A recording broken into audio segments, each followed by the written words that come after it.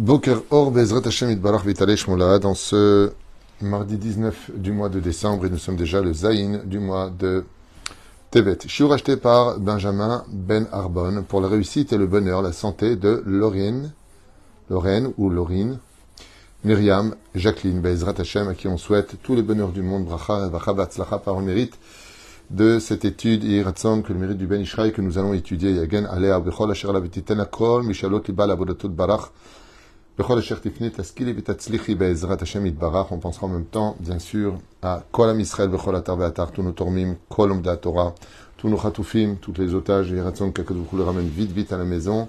Oufren, Ishmor al Chayalen, ou Val Kol, Asher, Lanou. Beshua de Nechamot, Ahava, Verava, Shalom, Vereut. On commence tout de suite notre premier shiur de la journée, puisqu'il y en aura plusieurs. Bezrat Hashem pour ceux qui veulent. À propos du Ben Ishraï, Rabbi Yosef Chaim, Sruto Yagen al Kol Am Israël, Katouv, dans la paracha de Vaïgash, Elav Yehuda. Yehuda s'avança donc pour prendre la défense et représenter tous ses frères, donc il parle au nom des autres. Yehuda est le roi d'Israël, donc c'est lui qui parle face à un roi des nations du monde qui est Yosef déguisé. Le Merbi Adoni et Daber Naavdecha, Davar Beozne Adoni, viens, et je voudrais parler aux oreilles de mon Seigneur, et que mon Seigneur ne se mette surtout pas en colère après moi. Voilà plus ou moins ce qui est cité ici, Bezrat Hashem, à propos de ce verset-là. Rashi Akadosh, surtout Yagen comme Israël, Rashi, Rabbi Shlomo Yitzhaki, et Vishne Perushim, les livrets Yehuda chez Amar, il a apporté deux explications sur place quand il vient et qu'il dit j'ai besoin de parler aux oreilles du Seigneur. La première explication qu'il dit, c'est Ki chamocha keparo, car toi tu es exactement comme Pharaon. Em vehem perushim chez sotrim ze. Le perush arishon, le shevach, ve ki chamocha keparo, et il dit que les deux explications de Rashi se contredisent l'un et l'autre. Un qui est positif et l'autre qui est négatif. Ki chamocha keparo, car tu es comme Pharaon. C'est ce que lui dit Yehuda à Yosef. En d'autres termes, il lui dit que tu es aussi naze, menteur, arnaqueur, trompeur que Pharaon. Afal pishata arak mishne lamelech, même si tu n'es que le vice-roi et non pas le roi lui-même. Bechol zot chashuvata beenai, lo pachot mi Pharaon. Et la deuxième indication, c'est que tu n'es pas moins à mes yeux que le roi lui-même, puisque vous savez que Pharaon avait donné son sceptre, il avait donné sa bague à Yosef Hatzadik. Seul le trône ferait la différence. Et encore un détail que nous explique le Midrash, c'est que c'était un honneur d'embrasser Pharaon, et seulement avec l'autorisation de Yosef, qui déciderait de qui peut embrasser Pharaon ou pas, les choses se mettaient en application. Veisha kolami, mon peuple m'embrassera que sur tes ordres. Donc on voit vraiment qu'en réalité, il était l'égal de Pharaon au niveau de ses pouvoirs. Bervodo beatzmo, et c'est ce que dit donc Rashi Akadosh. D'un côté, tu es exactement comme Pharaon, et la deuxième chose, c'est que pour moi, je t'estime au même niveau que Pharaon. Perush Hasheni Lignai, Kemo Paro Shomer Ve'en Mekayem, car Gamken Ata Maftiach Aftachot Rabot, ou Basof Encha Mekayem. Donc j'ai un peu devancé Rashi, je vous dis franchement. La première, c'est que tu es comme Pharaon à mes yeux. Je reviens un petit peu en arrière pour résumer tout cela. La première, c'est que Yehuda dit à Yosef, pour moi, tu es comme Pharaon. Et la deuxième explication de Rashi, c'est que tu es aussi menteur que lui, tu le ressembles comme deux gouttes d'eau. Voilà. Et sur ce, le Ben Ishraï pose une question, mamash, importante. Quelle était l'intention de l'Echoravin Behemet Aïta Kavanato Shel Yehuda? Quelle était l'intention de Yehuda quand il a voulu dire ce qu'il a dit? Et pour expliquer ça, le Ben Ishraï va nous raconter une histoire pour illustrer un petit peu cette grande question, à savoir à propos des compliments et des gnaïs, c'est-à-dire que vous savez qu'on a une règle qui dit que fais très attention quand on te dit de bonnes choses, tu sais, tu es quelqu'un de bien, et tu es ceci et cela. En général, c'est souvent pour finir, mais ça va pas, et ça va pas, et ça va pas. C'est une règle qu'on a très souvent, et c'est une façon, Bezrat Hashem, de relever d'une certaine façon avant de détruire. Ce que je dis souvent d'ailleurs, quand on fait des réflexions ou des remarques à quelqu'un, ce serait bien que ce soit noyé dans un océan de compliments d'abord. Donc Yosef Hatzadik est devant lui, Yehuda lui dit, d'un côté, Ki kamocha kepharo, tu es comme Pharaon à mes yeux, tu es le plus grand du pays, kolakavod, c'est que Dieu t'a mis à cette place, et de l'autre côté, il lui dit, mais en réalité, quand je dis que tu es comme lui, ce n'est pas que cela, c'est que tu as les mêmes vertus que lui, il est trompeur, il est arnaqueur, comme on l'a expliqué. Voici l'histoire du Ben Ishraï. dans son livre Od Yosef Chaim. Maase be'adam she'igia lifnei harav al menat she'ichtov alav mirtav bracha ve'amlatza. Un jour, un homme arriva près de son rave et lui demanda de lui écrire une lettre de référence, une lettre qui lui donnait d'abord la bénédiction et qui, en même temps, le désignait comme étant une personne valable et capable. Nissa harav letaut al kankano umatza kichlir rek mikol chokhma.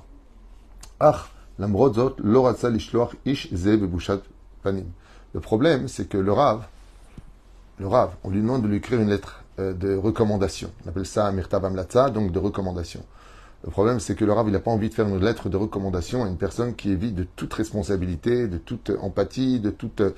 Donc c'était très, très, très compliqué de pouvoir lui faire une lettre de recommandation. Pourquoi? Parce que le Rav, il prend la responsabilité dans ce genre de situation. Katablo bamlatzato chez ish ze. Et donc qu'est-ce qu'il a écrit? Cette personne-là, il waya beyamav shel Elisha navi bemaase eshet ovadia hashemen loaya neetzar. Il a répondu comme ça de façon allusionnée. C'est très beau ce qu'il a dit. Le Rav a répondu, si cet homme-là avait vécu à l'époque de Elisha, le prophète, avec la femme donc du prophète Ovadia, vous savez que là-bas, cette femme avait beaucoup de problèmes de finances. Ses deux fils avaient été pris à l'armée. Il fallait les libérer en tant qu'otages. Et qu'est-ce qu'il a fait? Il a dit, apportez-moi tous les pots, même cassés, pour que que vous puissiez mettre de l'huile et elle ne s'arrêtera pas. Tant que vous aurez des pots, même s'ils sont cassés, même s'ils sont troués, l'huile pourra rester à l'intérieur et avoir un miracle. Et donc, c'est ce qu'il lui dit. Il lui dit, si lui, il avait vécu à l'époque d'Élisha, l'huile n'aurait pas cessé de couler. Pour dire quoi? Pour dire qu'il était aussi vide qu'une cruche dans laquelle on peut mettre de l'huile. L'huile n'aurait pas cessé de couler. C'était une façon de dire d'un côté, quel bracha il a lui. S'il avait vécu à l'époque d'Élisha, l'huile n'aurait jamais cessé de couler pour son honneur. Mais de l'autre côté, celui qui comprend de façon très judicieuse les mots de cette phrase, ça veut dire quoi? À ce point-là, tu es une viche qui est crue, l'huile n'aurait jamais cessé de couler. Ça veut dire, toi, tu es une cruche, tu es tellement vide de l'intérieur que l'huile n'aurait jamais cessé de couler. Et donc l'homme, quand il a vu ça, il a dit, waouh, quel compliment il a dit sur moi, si moi j'avais vécu à l'époque du prophète Elisha, lui il n'aurait jamais cessé de couler en moi, ça veut dire que je suis quelqu'un de grand, je suis quelqu'un qui apporte la bracha. Et il montrait à tout le monde sa lettre en disant, vous avez vu ce qu'il a dit le Rav de moi? Si moi j'avais vécu à l'époque d'Elisha, l'huile n'aurait jamais cessé de couler. Et donc lui, qu'est-ce qu'il a voulu comprendre? Qu'il était même plus grand que le prophète Elisha. Car si lui, il avait vécu là-bas, lui, il n'aurait jamais cessé de couler, tandis que pour Elisha, ça a cessé car il n'y avait plus de poids à remplir.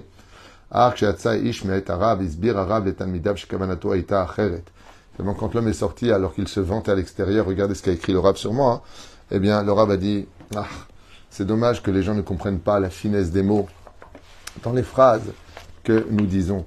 Et il a dit, Sha'arei Hanavi Elisha abirech et Eshet Ovadia, car le prophète Elisha avait béni la femme du prophète Ovadia, Shekolzman Shiu Kelim Rekim Lefanav, tant qu'il y aurait des ustensiles vides devant moi, Shemet Lo Yatzer, lui ne s'arrêterait pas. Et quand toutes les cruches ont été remplies d'huile, alors elle s'était arrêtée. Et lui, je lui ai dit, si toi, tu avais vécu à cette époque, l'huile n'aurait jamais arrêté. Ça veut dire que tu es tellement grand dans le fait d'être vide de toute considération que l'huile n'aurait jamais cessé de couler en ton sein. Et c'était ça l'intention de Yehuda quand il a parlé à ce vice-roi d'Égypte. Là, vous apprendrez que nous, en tant que juifs, nous n'avons pas le droit de nous soumettre, nous n'avons pas le droit de faire des carpettes face à la situation. Surtout quand on est un homme de Torah, on n'a pas le droit ni d'avoir peur, ni de craindre quoi que ce soit.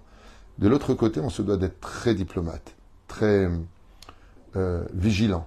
Pourquoi? Parce qu'on représente le judaïsme. Et le judaïsme se dit Bedivrei Noam. Et donc Yehuda, Baruch Hashem, il a toute la grandeur des mots dans la bouche pour pouvoir dire ce qu'il pense tout en laissant penser autrement. Ki kamocha ke Pharaon, car toi tu es comme Pharaon, klapechutz, zenishma ke machma. D'extérieur, ça ressemblerait plutôt à un compliment, alors qu'il n'est que le vice-roi et non pas le roi.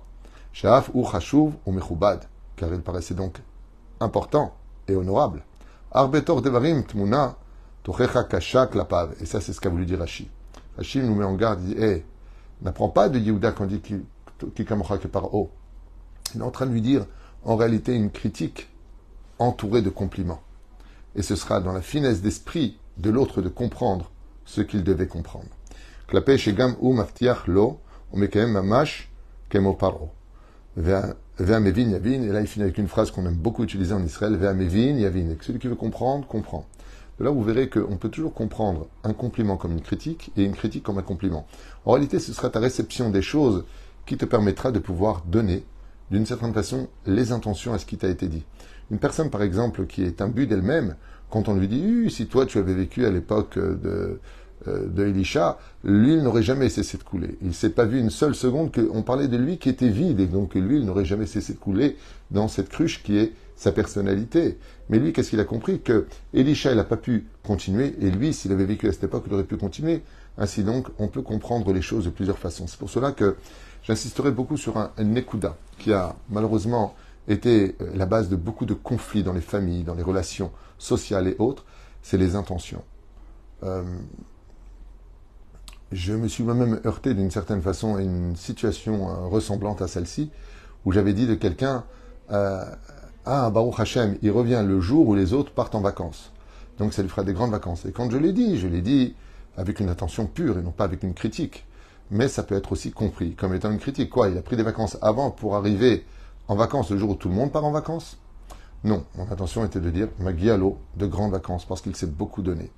Faire très attention aux intentions. Moi, ce qui me tue le plus, c'est avec tous les réseaux sociaux, vous savez, les SMS, les WhatsApp. Alors des fois, t'écris des phrases, et puis on peut très très bien le prendre, mais aussi on peut très très mal le prendre. Parce que le ton qu'on va utiliser va donner, en fin de compte, le rythme à l'intention.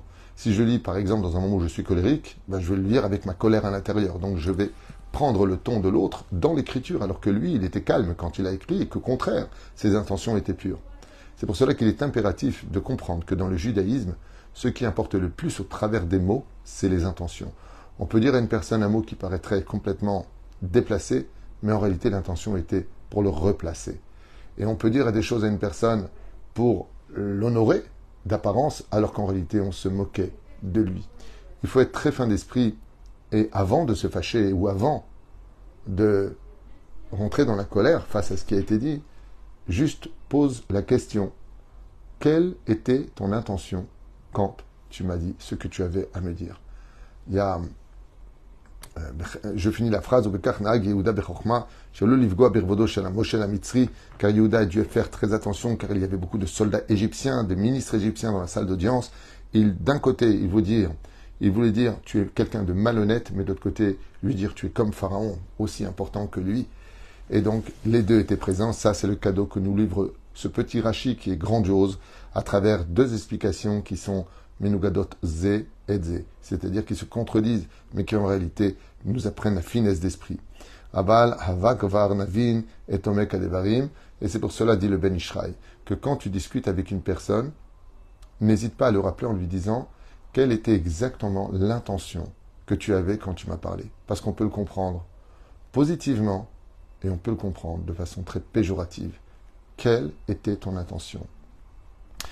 Les manipulateurs sont les maîtres par excellence de ce genre de situation. Ils passent leur temps à charrier, ils passent leur temps à remonter l'autre, alors que toutes leurs intentions, c'est de les faire chuter au plus bas du plus bas. Et puis il y en a d'autres qui vont être peut-être un peu maladroits dans la forme, mais dans le fond étaient purs. À nous, Be'ezrat Hashem, de pratiquer vraiment cet exercice de relation et de dire à l'autre, avant de le condamner, juste un instant. Tu as dit quelque chose qui m'a froissé, mais on peut le comprendre autrement. Donc je voudrais juste savoir, toi, qu'est-ce que tu voulais vraiment dire avec d'autres mots? Ce qui me ravit le plus dans la Torah, c'est que ça fait quand même presque 40 ans que j'étudie les parachutes, entre autres, et puis bien d'autres livres, grâce à Dieu, même si je ne suis pas un grand. Mais ce qui me surprend, c'est que d'année en année, on a tout le temps encore à apprendre, et encore à apprendre, et encore à apprendre. Et je me souviens que quand je n'étais pas du tout religieux, eh bien, que Dieu me pardonne cette époque, bon, bah, tu avais lu un Picsou, tu avais lu un Astérix, tu vas pas le relire deux fois, il n'y a rien à apprendre de plus que ce que tu as vu. Mais la Torah, c'est quelque chose d'éternel et vraiment un livre de vie. Heureux celui, juif comme non-juif, qui mettra ses yeux dans l'étude de la Torah, juif comme non-juif. Comme ça dit la Gemara dans Maseret Avodah Zarah Bedaf Gimel, Hamoud Aleph, qu'un non-juif a aussi le droit de regarder la Torah écrite, pas la Torah orale, c'est pas fait pour lui. Il risquerait même de se noyer à l'intérieur. Mais Ezrat Hashem, juste que vraiment on apprend et on partage. Vous voyez, cette petite phrase, je ne l'avais pas préparée avant ce shiur comme d'habitude. Je me demandais où il en venir. Mais quelle leçon on prend? Parce que justement, Mina Shamaim, il y a juste quelques jours seulement, je me suis heurté exactement à ce problème-là. Face à une situation où j'ai dit quelque chose de positif avec un cœur pur, et ça a été compris avec pourquoi tu m'as dit que j'ai pris plus de jours que moins de jours. C'est le nachon. La kavana est tova, et il y a des gens qui peuvent le comprendre de façon positive, et il y en a d'autres qui peuvent le comprendre de façon péjorative, voire négative. Mais ce qui compte, c'est l'intention. De l'autre côté, vous savez que dans la relation, il y a le fond et la forme. Très souvent, les gens qui ont raison dans le fond, dû à des émotions non contrôlées, vont se donner tort dans la forme des mots. Mais la reine Bezrat Hashem n'oublie jamais que la forme des mots donnera l'intention du fond de ta raison. Donc trouve toujours les mots avant de parler et les gestes de telle façon à faire comprendre que dans tout ce que tu vas dire à l'autre, il y a de l'amour. Et si tu as une réflexion à faire, tu le regardes. Malgré tout, j'ai une réflexion. Donc là, tu sais que c'est une réflexion parce que juste avant, tu lui as fait comprendre que tu l'aimais. Et comme le disent nos chachamim, ayotse min alev nichnas lalev.